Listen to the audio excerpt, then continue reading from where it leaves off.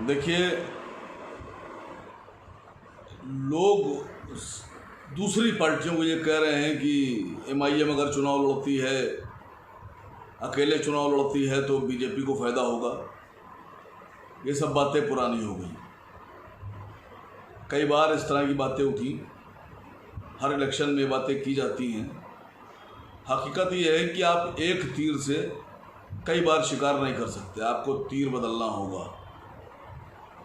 ये जितनी पार्टियां इल्ज़ामात लगा रही हैं MIM के ऊपर, चाहे वो कांग्रेस हो, चाहे सपा हो, चाहे कोई और पार्टी हो, चाहे कोई और पार्टी हो, दरअसल ये सब एक दूसरे पर भी यही इल्ज़ाम लगा चुके हैं। जब ये साथ होते हैं तो दोस्त होते हैं, और जब ये अलग अलग चुनाव लड़ते हैं तो एक दूसरे पे इल्ज़ाम लगाते हैं कि फलां की वजह से बीजेपी जीत गई, फलां की वजह से बीजेपी जीत गई। मैं सिर्फ एक गुजारिश कर रहा हूँ कि मजलिस-ए-इत्तेहादुल मुस्लिमीन से इस बात की दहशत रहती है कि मजलिस सवाल बहुत पूछती है। आज जो एक बड़ा सवाल है वो ये है कि जब 2012 के चुनाव से पहले समाजवादी पार्टी का मैनिफेस्टो जारी हुआ था, चुनावी घोषणा पत्र, उसमें अखिलेश जी ने कहा था कि चुनाव जीतने के बाद मुसलमानों को 12% आरक्षण दिया जाएगा। पूरा 5 साल गुजर गया, कोई आरक्षण नहीं दिया गया, और उल्टा बजाय नौकरियों में आरक्षण देने के समाजवादी पार्टी ने जो उनकी पार्टी के अंदर जो दावेदारी और उम्मीदवारी थी विधानसभा की और लोकसभा की, कॉरपोरेशन की, उसमें समाजवादी पार्टी के टिकट कम कर दिए और यादवों की तादाद बढ़ा दी। जिसकी तादाद कम उसको टिकट ज़्यादा, और जिसकी तादाद ज़्यादा और जिसकी वजह से सरकारें समाजवादी पार्टी की वजूद में आती हैं, उनको किसी तरह से कोई भी ना तो आरक्षण दिया जा रहा है, ना उनको इज्जत दी जा रही है, ना हक दिया जा रहा है। सवाल तो हम पूछेंगे।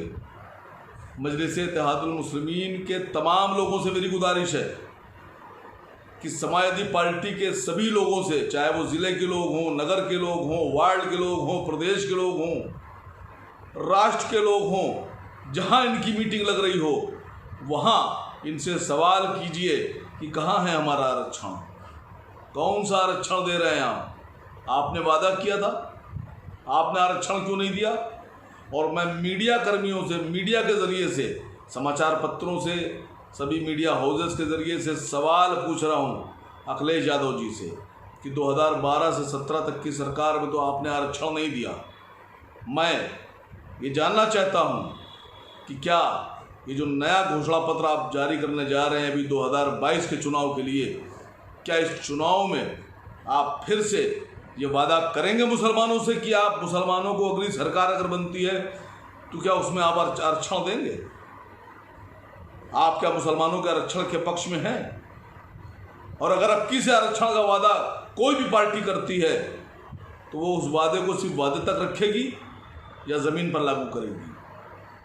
हम सवाल पूछते हैं, हम इसलिए कड़वे हैं। हम सवाल पूछते हैं इसलिए हम आँखों में गड़ते हैं, इसलिए हम लोगों की ज़बान पर रहते हैं। हर आदमी उस आदमी से परेशान रहता है जो ज़्यादा सवाल करता है और जो हक़ की बात करता है, तो इसीलिए हमसे भी लोग परेशान हैं। दरअसल बात यहाँ के ऊपर किसकी वजह से किसकी सरकार बन रही है और किसकी वजह से किसकी सरकार हट रही है, सवाल ये नहीं है।